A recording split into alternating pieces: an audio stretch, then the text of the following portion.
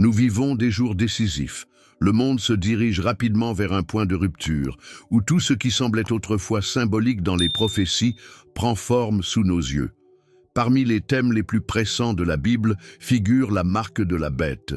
Dans Apocalypse 13:16, il est écrit « Et fait que tous, petits et grands, riches et pauvres, libres et esclaves, soient marqués à la main droite ou sur le front, afin que personne n'achète ni ne vende, si ce n'est celui qui a la marque ou le nom de la bête ou le nombre de son nom. » Ici, la sagesse de la parole de Dieu révèle que la marque de la bête n'est pas seulement un signe visible, mais plutôt l'expression d'un système spirituel, politique et économique contraire au Christ. Apocalypse 13:17 ajoute « Nul ne peut acheter ni vendre, si ce n'est celui qui a la marque, ou le nom de la bête, ou le nombre de son nom. » Ce texte dénonce un futur où la liberté sera conditionnée à la soumission à la marque. Il s'agit donc d'un pacte spirituel avec le système des ténèbres. Lorsque la Bible mentionne que la marque sera placée sur la main droite ou le front, elle parle de quelque chose au-delà du physique. La main représente les actions et le front, les pensées et les croyances. Recevoir cette marque, c'est donc se soumettre totalement dans l'esprit et dans le comportement au système de l'Antéchrist. C'est remettre le contrôle de sa propre vie au gouvernement mondial qui est en opposition directe avec Dieu. Cette marque sera un signe de fidélité spirituelle, consciente ou non. La marque sera le résultat d'un processus mondial de tromperie où beaucoup, séduits par des promesses de paix, de sécurité et de progrès, abandonneront la vérité pour la commodité. Le système de la bête ne se présente pas comme le mal, mais comme une solution. Jésus avait déjà averti dans Matthieu 24:24 « Car de faux Christ et de faux prophètes se lèveront, et ils feront de si grands signes et de si grands prodiges que s'il était possible, ils séduiraient même les élus. » La supercherie sera si bien articulée qu'elle paraîtra vraie. En regardant Apocalypse 13, nous voyons que la bête n'agit pas seule. Il y a aussi le faux prophète qui promeut des signes et des prodiges pour convaincre les masses. Il incite le monde à adorer la bête, établissant un culte à l'image de l'Antéchrist. Apocalypse 13:14 dit « Et séduisez ceux qui habitent sur la terre par des miracles qu'il lui a été permis de faire, en disant à ceux qui habitent sur la terre de faire une image à la bête. » Cette marque sera le sceau de l'adoration rétrograde promu par ce faux chef spirituel. Ce système, bien qu'il ne soit pas encore entièrement mis en œuvre, est déjà en cours d'élaboration et sous-tend les politiques, les technologies et les normes mondiales. Une structure est en cours d'érection. L'esprit de la bête est déjà à l'œuvre, façonnant l'état d'esprit de l'humanité pour accepter ce qui va arriver. Dans 1 Jean 4:3, il est écrit « Et tout esprit qui ne confesse pas que Jésus-Christ est venu dans la chair n'est pas de Dieu. Mais c'est là l'esprit de l'Antéchrist dont vous avez entendu dire qu'il vient, et voici, il est déjà dans le monde. » Beaucoup associent la marque de la bête à une seule technologie, comme une puce ou un code, mais ce n'est que l'outil. Le vrai danger réside dans ce qu'il représente, un lien spirituel avec le système qui rejette Dieu.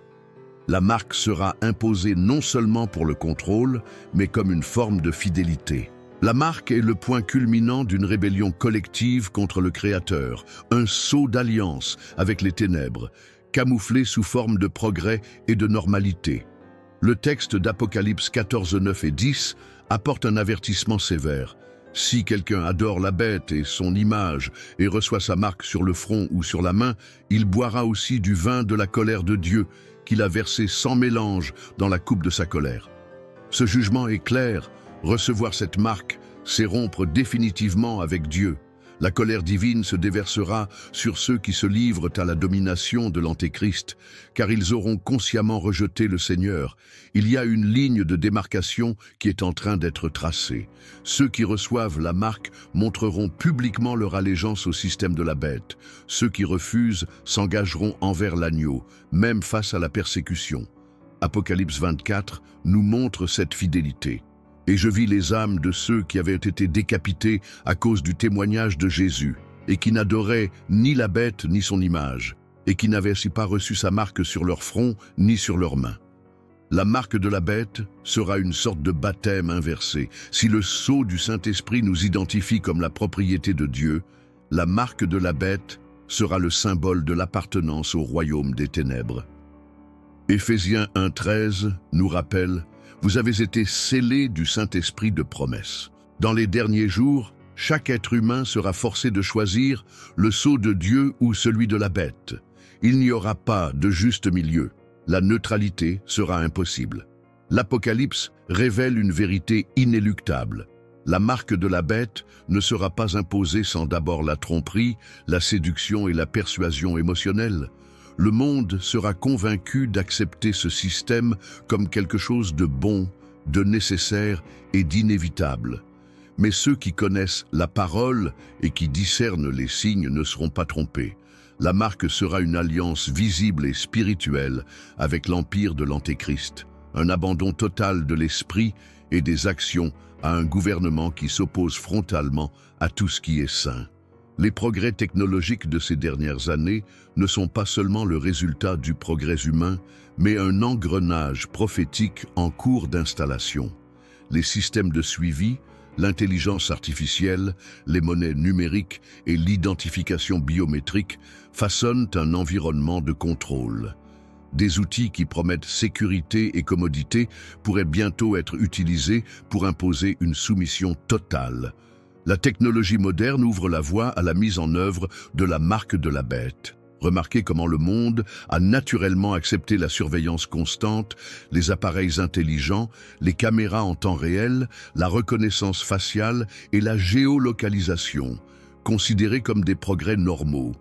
Mais tout cela permet de construire un réseau mondial de surveillance. Daniel 12,4 prophétise « Beaucoup courront çà et là, et la connaissance se multipliera ». Cette multiplication des connaissances est un outil prophétique. L'augmentation des connaissances est au service d'un domaine mondial. Les monnaies numériques de banque centrale, les CBDC, sont les piliers de ce système émergent. Ils vous permettent de suivre chaque transaction pour autoriser ou bloquer les achats par clic. Apocalypse 13,3-17 dit « Le fait que personne ne puisse acheter ni vendre cela indique un contrôle financier absolu. La technologie de paiement sans numéraire prépare la plateforme de sorte que bientôt seules les places de marché pourront participer au marché. Nous sommes conditionnés psychologiquement. Le discours est toujours le même. Il s'agit de votre protection. Les pandémies, les crises économiques, les guerres et le changement climatique sont utilisés pour justifier une surveillance accrue. La population, en quête de stabilité, cède des droits à la sécurité, ce qui constitue ainsi le terrain idéal pour l'émergence d'un gouvernement centralisé doté d'une autorité suffisante pour exiger une soumission totale. Le monde est en train d'être façonné pour accepter la bête. Il ne s'agit pas d'une théorie du complot, mais d'un accomplissement prophétique. Ce que la Bible a révélé il y a des millénaires se manifeste sous nos yeux. L'intégration entre la technologie et le comportement social est un élément clé.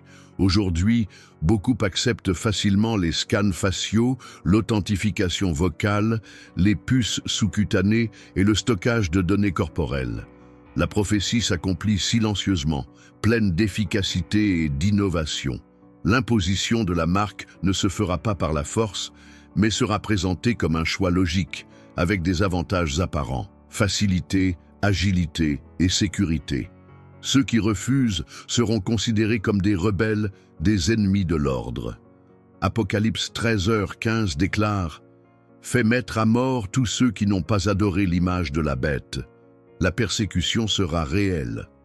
Le refus d'accepter le système ne sera pas seulement impopulaire, seront considérés comme dangereux. Le discours sera séduisant. Vous n'avez pas besoin de transporter plus d'argent liquide ou de documents. Tout sera résolu avec une seule identification. Mais derrière cette commodité se cache un contrôle absolu. Comme dans Genèse 11, à la tour de Babel, l'humanité veut s'unifier sans Dieu. Seulement un langage numérique, qu'un gouvernement, une seule monnaie. Mais cette unité sera utilisée contre le royaume de Dieu. La technologie sera le conduit de l'esclavage spirituel du monde. Il est important de comprendre que le problème ne réside pas dans la technologie elle-même, mais dans qui la contrôle et dans quel but. Le système de l'Antéchrist utilisera ces outils pour filtrer, contrôler et punir ceux qui ne se rendent pas. Comme dans les temps anciens, les serviteurs de Dieu devront dire non à l'empereur. Acte 5:29 déclare « Nous devons obéir à Dieu plutôt qu'aux hommes ». Cette décision coûtera cher, mais elle sera le signe de la fidélité au Seigneur. Le système sera attrayant, fonctionnel et efficace, mais il nécessitera une loyauté spirituelle. La marque sera un symbole d'adhésion à ce nouveau monde. Beaucoup, par peur de perdre leur emploi, leurs biens ou leur position sociale, finiront par céder. Jésus a dit dans Matthieu 16:26, « Car à quoi sert à l'homme de gagner le monde entier s'il perd son âme ?» La technologie sera le moyen, l'âme en sera le prix, et l'éternité en sera le résultat. Nous vivons dans le temps de la préparation. Le décor est planté, les engrenages sont en mouvement.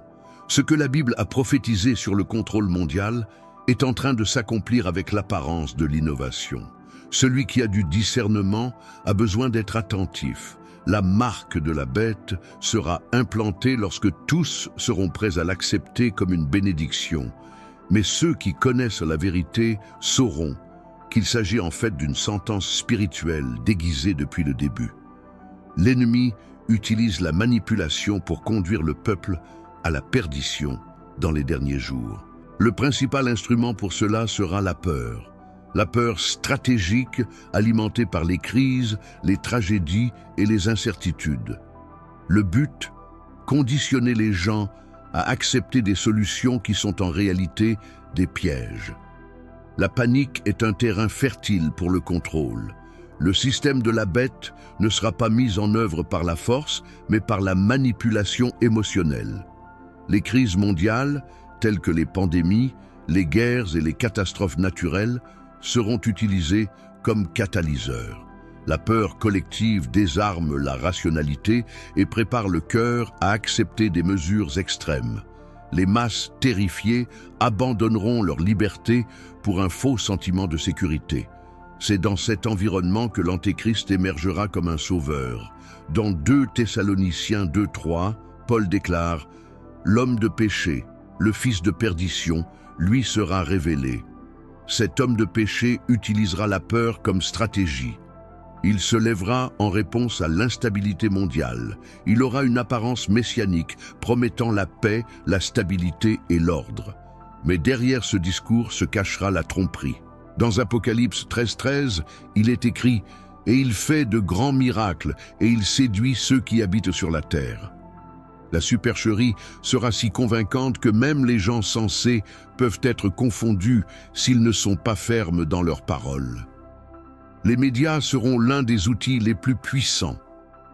Les nouvelles alarmistes, les prédictions catastrophiques, la manipulation des données et la censure de la vérité formeront un réseau de contrôle de l'esprit. La société sera conduite comme des moutons à l'abattoir. Ésaïe 5:20 avertissait déjà « Malheur à ceux qui appellent le mal bien et le bien mal ». Le système inversera les valeurs.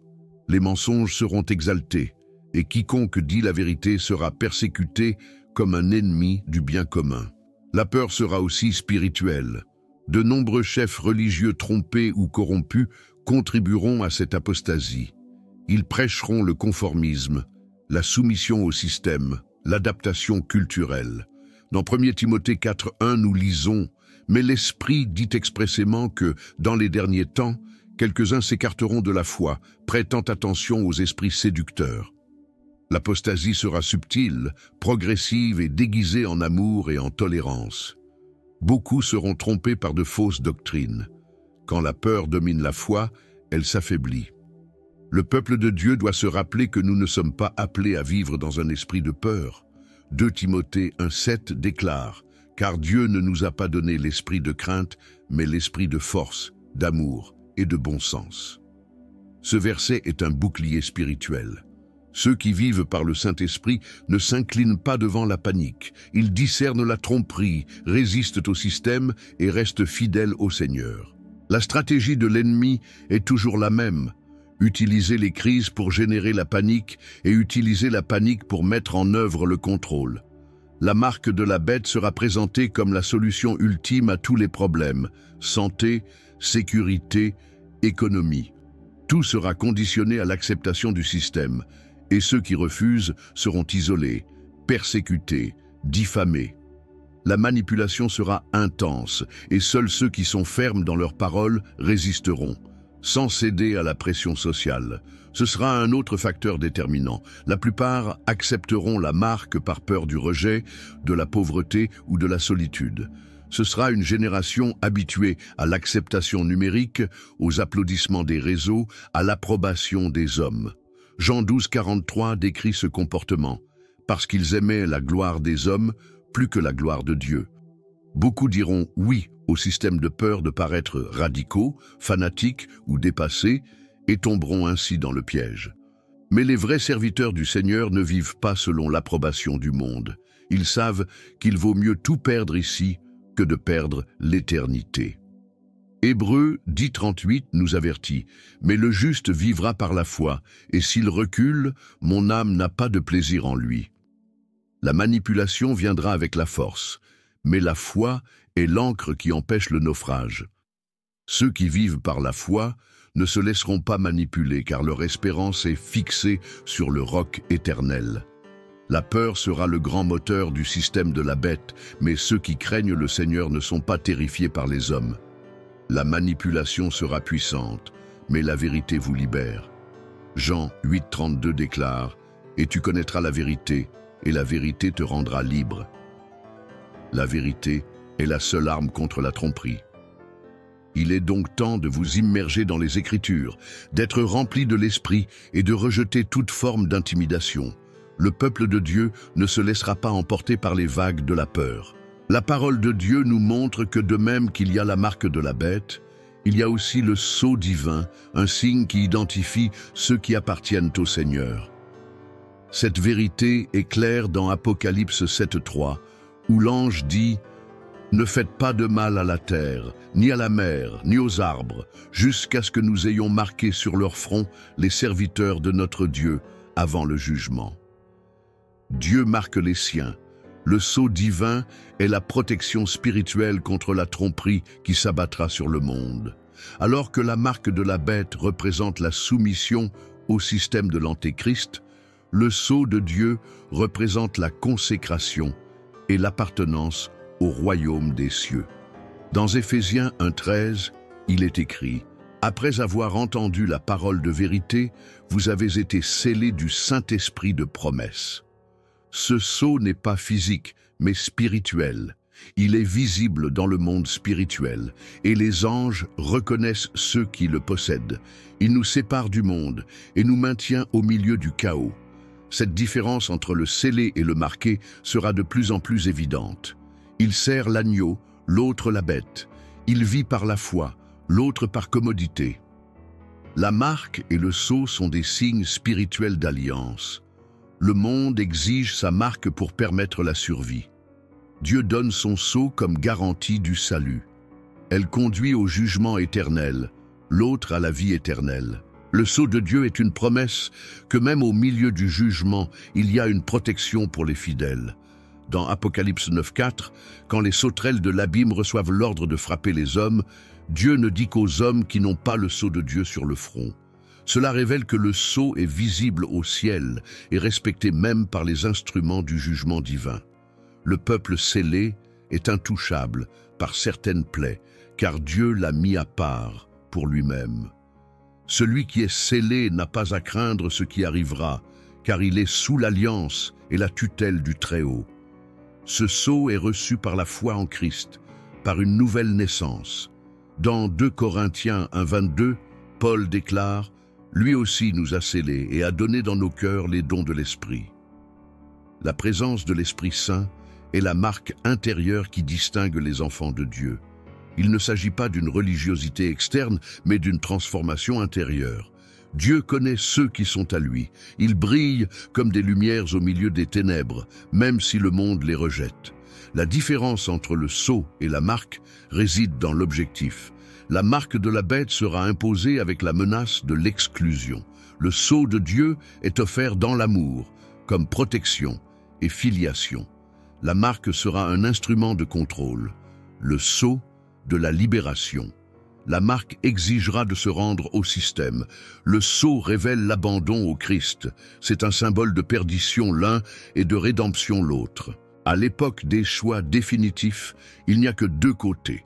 Soit vous êtes scellé par Dieu, soit vous êtes marqué par la bête. Apocalypse 14. Un apporte une vision glorieuse. Et je regardais, et voici, l'agneau était sur la montagne de Sion, et avec lui 144 000 hommes, qui avaient son nom et le nom de son Père écrits sur leur front. Ici, nous voyons ceux qui sont scellés par le nom de Dieu. Cela représente l'identité et la possession. Ils appartiennent au Seigneur et restent fermes avec lui jusqu'à la fin. Être scellé, c'est porter publiquement le nom de Dieu, même au milieu de la persécution. L'ennemi essaiera de contrefaire le sceau avec sa propre marque, en essayant d'imiter l'autorité divine, en exigeant l'adoration et la loyauté. Mais la marque de la bête est un faux sceau, un symbole de rébellion. Dieu connaît les vrais.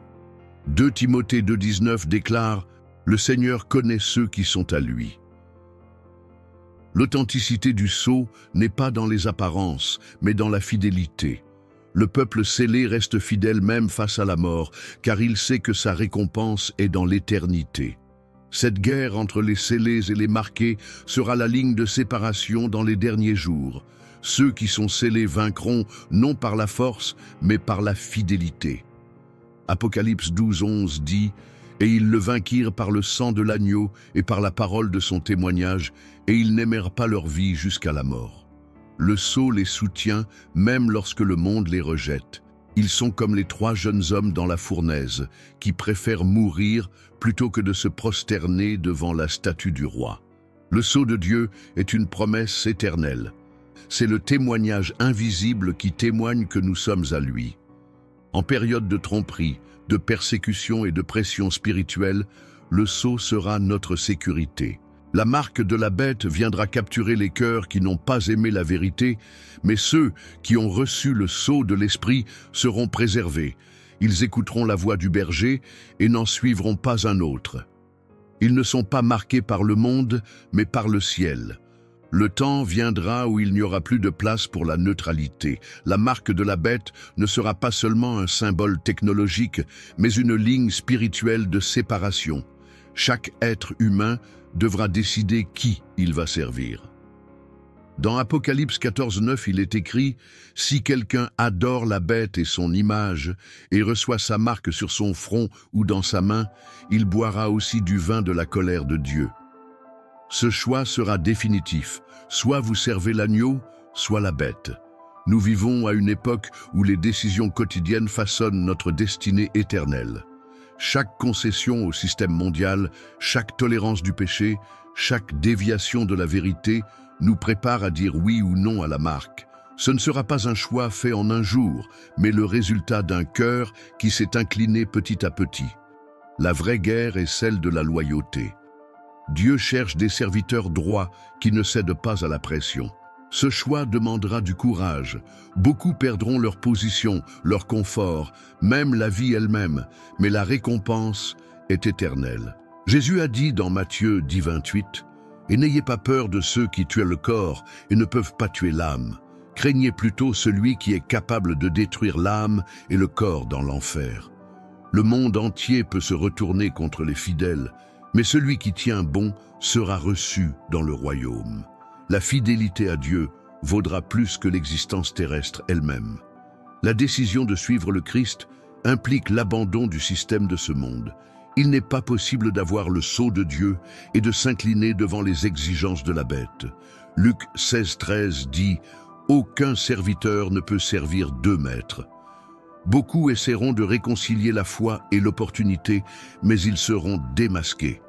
La fidélité sera testée par des paroles, mais par des attitudes. À qui obéissez-vous quand il s'agit de votre gagne-pain, de votre sécurité, de votre liberté?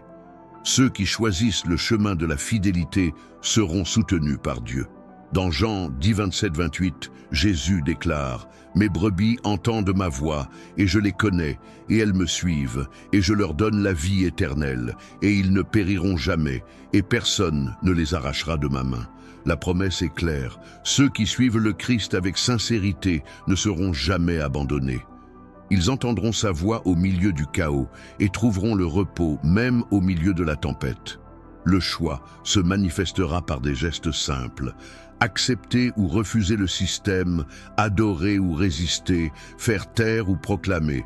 Beaucoup renieront la foi par peur, d'autres par attachement aux choses matérielles, mais ceux qui sont conduits par le Saint-Esprit ne vacilleront pas. Romains 8,14 déclare « Car tous ceux qui sont conduits par l'Esprit de Dieu sont fils de Dieu. Les vrais enfants ne suivent pas le monde. Ils suivent la voie du Père, même quand cela coûte tout. » Il est important de se rappeler que ce choix ne se limite pas à un dernier moment. C'est déjà le cas. Chaque fois que l'on choisit la vérité plutôt que le mensonge, la pureté plutôt que le péché, le royaume plutôt que le système, on décide déjà du cœur fidèle. Il se prépare jour après jour, moulé par la parole, lavé par l'obéissance. Le Seigneur prépare son peuple et, le moment venu, il n'hésitera pas. Ceux qui choisissent la bête recevront sa marque, mais ceux qui choisissent Christ seront scellés de gloire. Apocalypse 3,11 fait une promesse au vainqueur. « Voici, je viens bientôt. Accroche-toi à ce que tu as, de peur qu'aucun homme ne prenne ta couronne. Quiconque vaincra, je ferai une colonne dans le temple de mon Dieu. » La couronne est pour ceux qui résistent, victoire pour ceux qui persévèrent. Le choix est devant nous tous et le temps presse. La décision sera plus claire que jamais. Dieu appellera les siens à une position de fermeté, et ceux qui aiment la vérité diront non à la marque, même si cela signifie la persécution. Apocalypse 2,10 nous fortifie. « Soyez fidèles jusqu'à la mort, et je vous donnerai la couronne de vie. » La fidélité sera le témoignage le plus puissant de ces jours. Le monde verra qu'il y a encore des hommes et des femmes qui ne se vendent pas, ne se prosternent pas et ne renient pas le nom du Seigneur. Le choix s'offre à nous, le sceau ou la marque, la croix ou le trône de la bête, le royaume éternel ou la damnation finale. Dieu appelle son peuple à décider, non pas avec des paroles, mais avec toute une vie consacrée. Les personnes qui choisissent le Seigneur seront soutenues par l'Esprit. Ils ne marcheront pas seuls, car il a promis d'être avec nous jusqu'à la fin, et aucun des siens ne sera arraché de ses mains. La marque de la bête n'est pas seulement un événement futur, c'est l'aboutissement d'un processus déjà en cours. Des structures sont érigées, des cœurs sont façonnés, et des décisions sont prises, souvent sans que les gens ne s'en aperçoivent. Mais Dieu ne nous a pas laissés à la dérive.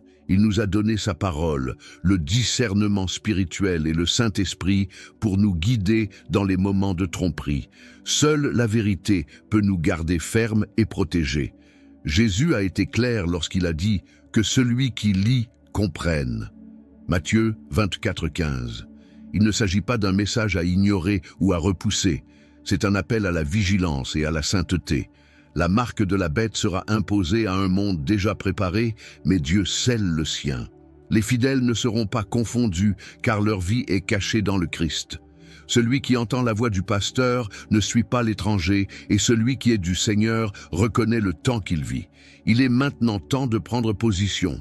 Nous ne pouvons pas être neutres face à cette guerre spirituelle. Chaque pensée, chaque choix, chaque pas révèle à qui nous appartenons. Dieu scelle les siens avec puissance, tandis que le monde s'incline devant le système de l'Antéchrist. Puissions-nous être trouvés fidèles, vigilants et prêts, car les jours sont mauvais, mais la promesse demeure. Sois fidèle jusqu'à la mort, et je te donnerai la couronne de vie. Révélation 2,10. La décision vous appartient. Éternité.